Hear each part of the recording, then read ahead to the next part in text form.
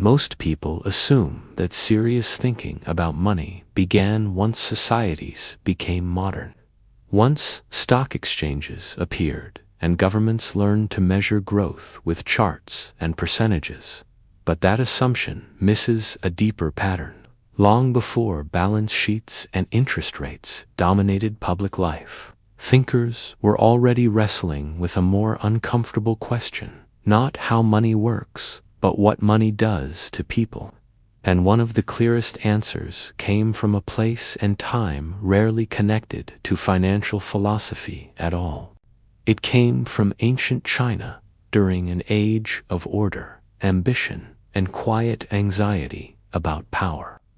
What that tradition discovered still explains why prosperous societies so often sabotage themselves. To understand this, imagine China not as an ancient museum piece, but as a functioning, competitive economy.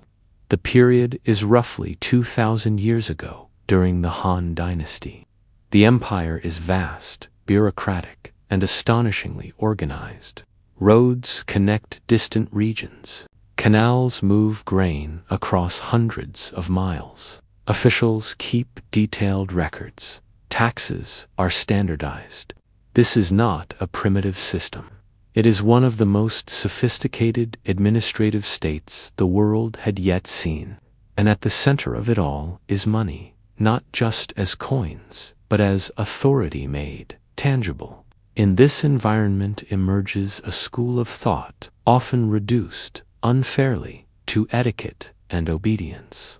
Confucian philosophy is usually remembered for manners, family hierarchy, and ritual. But beneath that surface lies a sharp economic understanding. Confucius and the thinkers who followed him were obsessed with stability. Not the kind enforced by fear, but the kind sustained by trust. They watched rulers rise and fall, markets boom and wither, and they noticed a pattern that felt unsettlingly consistent. When leaders treated wealth as a tool for service, societies endured. When leaders treated it as a shortcut to power, decay followed quickly.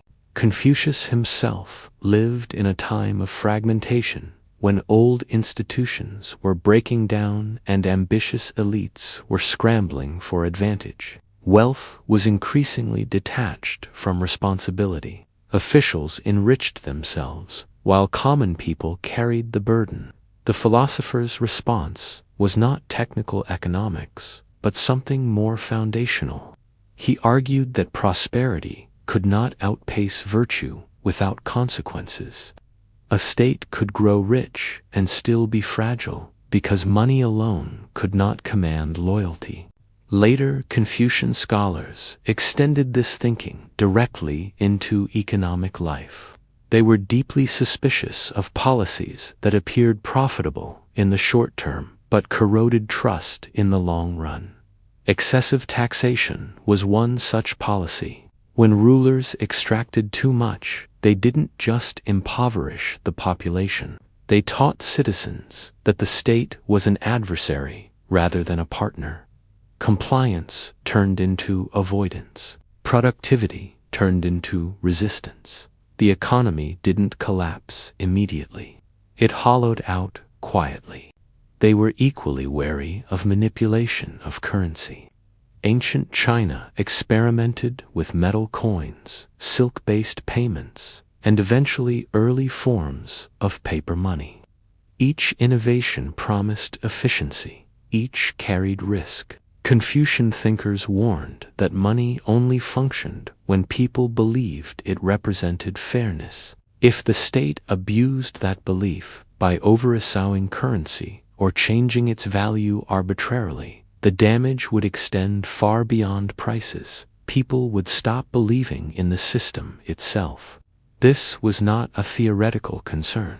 Dynasties learned, repeatedly, that monetary shortcuts produced political instability. When governments tried to solve fiscal problems by altering the value of money instead of correcting behavior at the top, public confidence eroded. Markets adjusted, but not in healthy ways. Hoarding increased. Barter returned.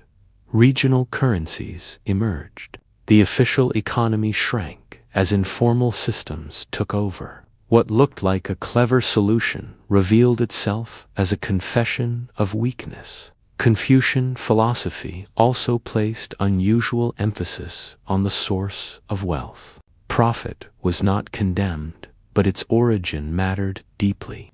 Wealth earned through productive contribution was seen as stabilizing. Wealth gained through exploitation was viewed as corrosive. This wasn't moral purity for its own sake. It was social engineering.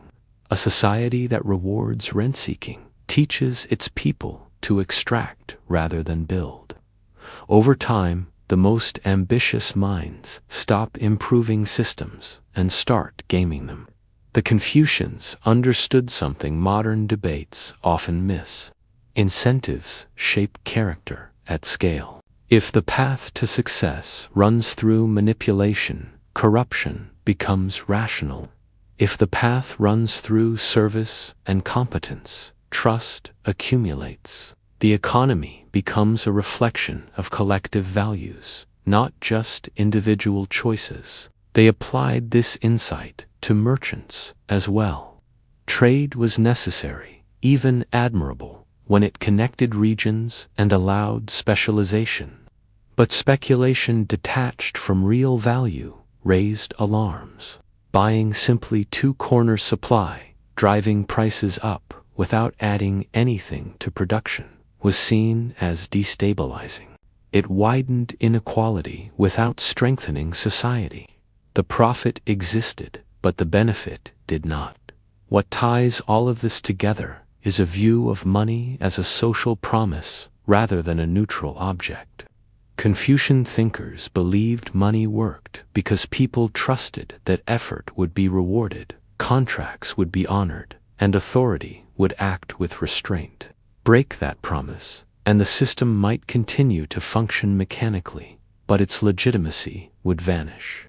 This explains why Confucian texts return again and again to the character of leadership. A ruler's personal conduct mattered not because of symbolism, but because it set the tone for the entire economic order. When those at the top cut corners, everyone below learned the lesson. When officials enriched themselves openly, merchants felt justified in deception, and workers in disengagement. Corruption was not an isolated flaw, it was contagious. From this perspective, collapse was rarely sudden, it was cumulative. Trust eroded transaction by transaction. Compliance turned into avoidance. Loyalty turned into calculation. By the time unrest appeared, the damage was already done. The economy had lost its moral glue. Fast forward to the modern world, and the parallels are difficult to ignore. We live in systems far more complex than anything the Han Dynasty could imagine, but complexity has not eliminated the need for trust. If anything, it has magnified it. Global supply chains, digital currencies, sovereign debt markets, and financial derivatives all rely on belief. Belief that rules will be followed. Belief that numbers mean what they claim to mean. Belief that institutions are not quietly hollowing themselves out. When that belief weakens, people behave differently. They hedge instead of invest. They speculate instead of build. They extract instead of contribute. The economy still moves, but it no longer moves together. Growth becomes brittle. Shocks become crises. Confucian thinkers would likely see today's world not as unprecedented, but as familiar. They would recognize the warning signs, widening gaps between effort and reward, policies that favor short-term appearance over long-term stability, leadership that treats public trust as expendable. They would not be surprised by declining faith in institutions, or by the rise of parallel systems when official ones lose credibility. Their lesson is quietly radical. You cannot engineer prosperity while neglecting legitimacy. You cannot sustain growth by treating trust as an afterthought. Money may look mathematical, but it lives inside human expectations. And those expectations are shaped by fairness, restraint, and example. History suggests that societies do not fall because they lack innovation or resources. They fall because the relationship between power and responsibility breaks down. When wealth stops reflecting contribution and starts reflecting access, the system turns against itself. That is the uncomfortable continuity between ancient China and the modern financial world. The tools have changed, the scale has changed, human behavior has not. Money still magnifies whatever values govern it. And when those values drift too far from responsibility, the consequences are never just economic. If this episode shifted how you think about history and finance, consider subscribing. The past doesn't whisper warnings, it repeats them.